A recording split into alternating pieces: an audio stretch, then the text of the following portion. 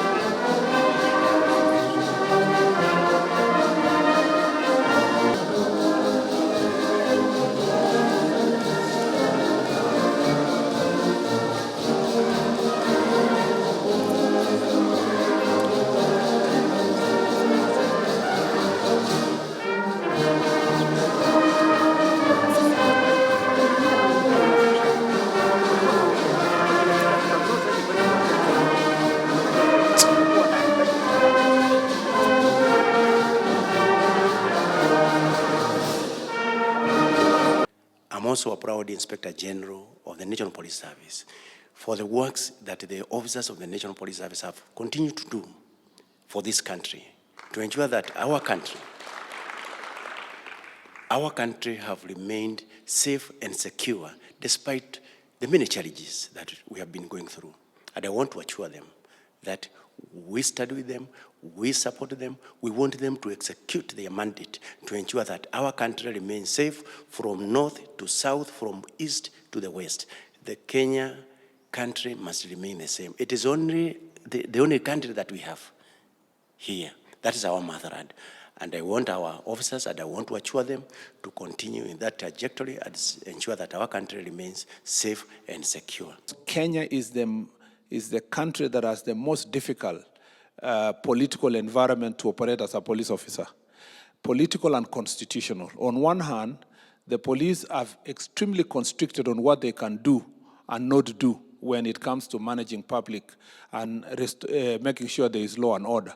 On the other hand, you have a population and particularly political leadership that is very belligerent in terms of supporting the work of the National Police Service and the police officers. So in this very difficult environment, the police are caught between a rock and a hard place. And in the circumstances, the police officers have made a decision whether they will side with their country or they will allow irresponsible political actors to spoil the country. Your Excellency, these police officers, having for the short period of time I've served in this ministry, and having visited them in the northern part of the country, the Kerio Valley region, where maintaining law and order, and different parts of this country, you realize that despite the difficult challenges, economic situation, facilities that they are the most patriotic lot in providing law and order in our country. And Mr. President, if you hear the people who are speaking now about we want to come to the streets, we want to do mandamano and so forth, Your Excellency, you wonder what is the exact reason. You look at the reasons that have been provided. There have been situations where, unfortunately, in the course of this providing law and order, one or two unfortunate incidents have happened, and the law has been able to take its course. But you will find that despite that process, you will find people who are looking for every reason to come to street and to cause mayhem and to stop people's businesses. And then the police officers are sitting every day simulating how they will be able to stop these people. In the ministry, we are ready to meet the families of those who unfortunately, Your Excellency, suffered as a result, lost their children as a result of these political acts. Your Excellency, it doesn't matter what happened. From a human perspective, we are ready to meet their families, have a conversation with them, and see what else we can do to support them. Your Excellency, our doors are open. And I am sure even your door is open, and the door of the IG is open for us to meet with those families. We want to ask those political scavengers to keep off and allow those families to visit us and let us have a conversation with them to see how best we are going to help them to move forward. I thought I should raise this statement here because sports is supposed to unite this country, and our police have succeeded. They've just won the Premier League the other day. They don't deserve to have, after winning the Premier League, these men and women don't deserve tomorrow to wear helmets and go and run in the streets. They deserve to celebrate, Your Excellency, in an environment of peace. And that's why I thought I should be able to say this. Otherwise, we are ready and we are prepared to make sure that our country is safe. Your Excellency, the most unfortunate scenario happened last year at around this time on 25th of June. And in that situation, Parliament was invaded. I have spoken to ambassadors from other countries when they come visit, and I've said this.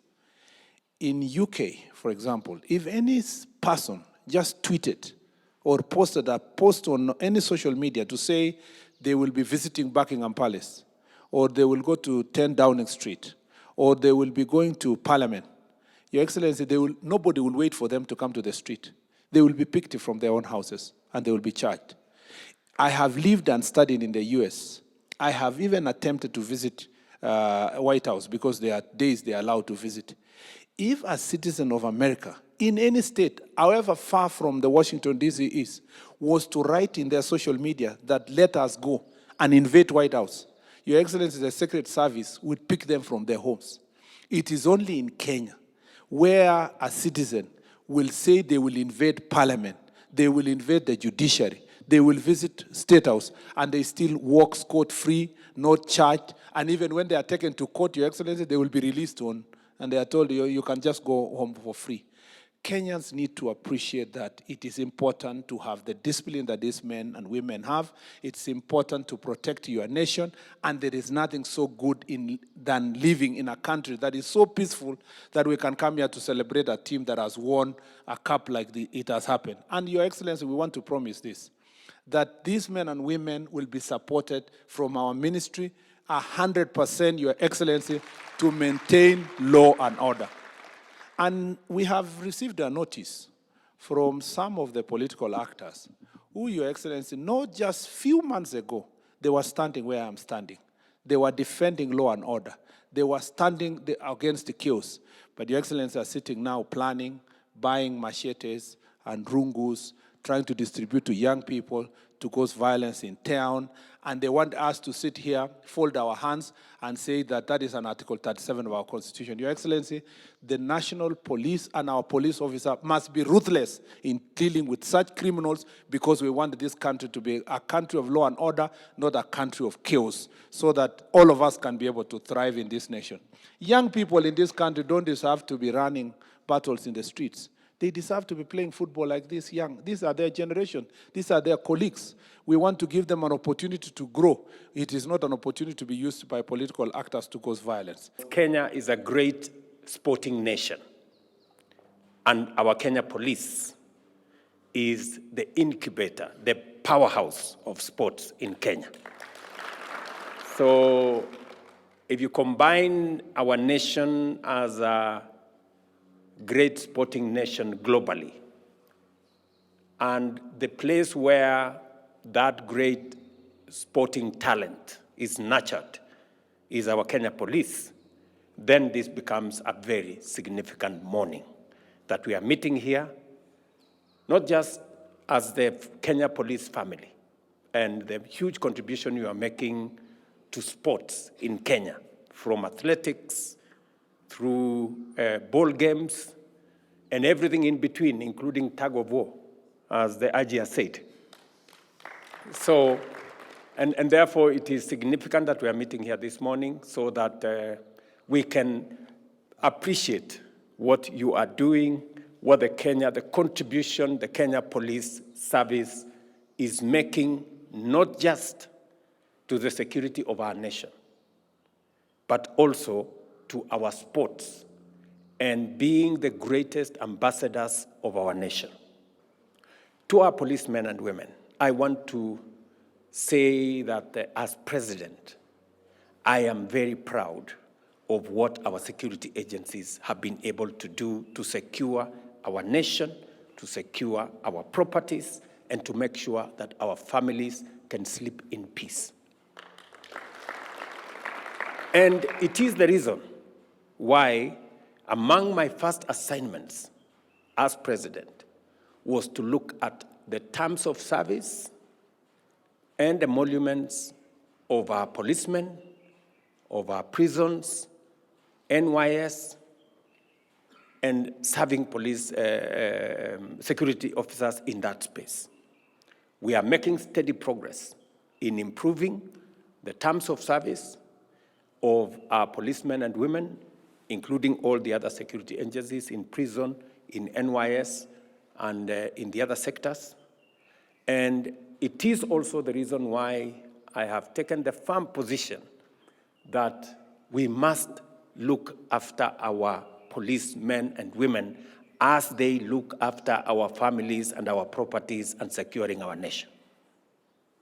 It is the reason why even our housing program, I announced the other day that we are going to dedicate at least 20% of those housing programs to our policemen and women and our security men, our security agencies. Why?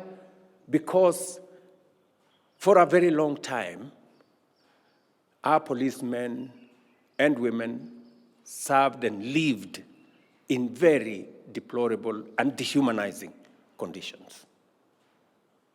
And that is why we are now building additional facilities, more houses for our policemen and women, and giving them an opportunity to own homes like all other citizens. I ask of every citizen and every leader to respect our police and to support our police to make sure that they secure our country. We have sufficient infrastructure to make sure that this happens within the law. I am very proud of what our policemen and women have done in Haiti, for example.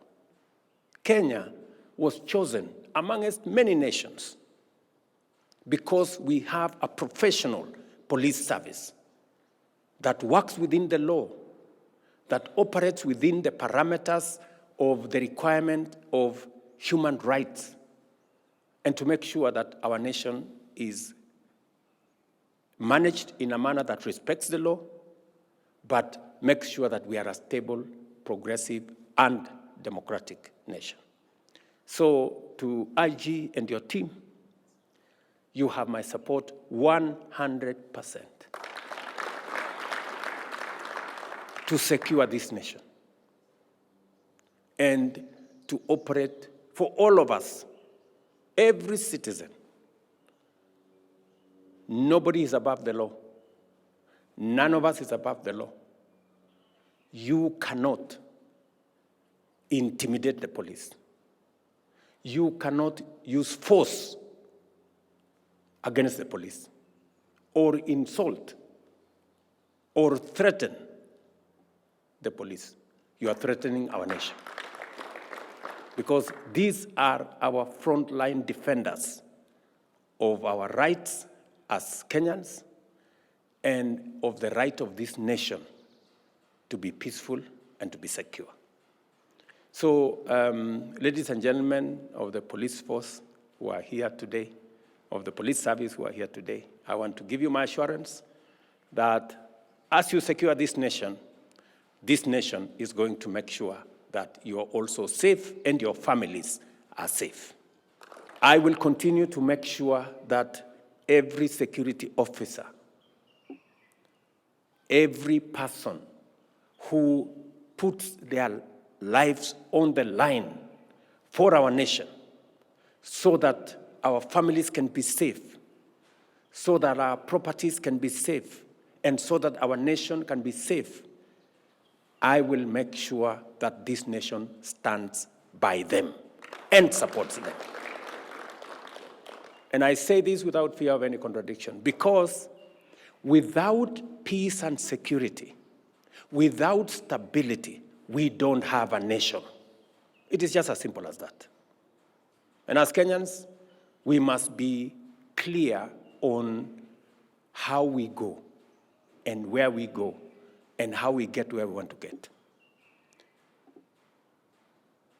I must say this as president, that without peace, without security, without stability, we don't have a nation.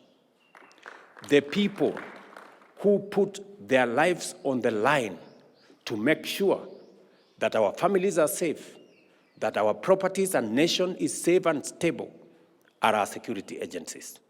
As they put their lives on the line, we as a nation will support them.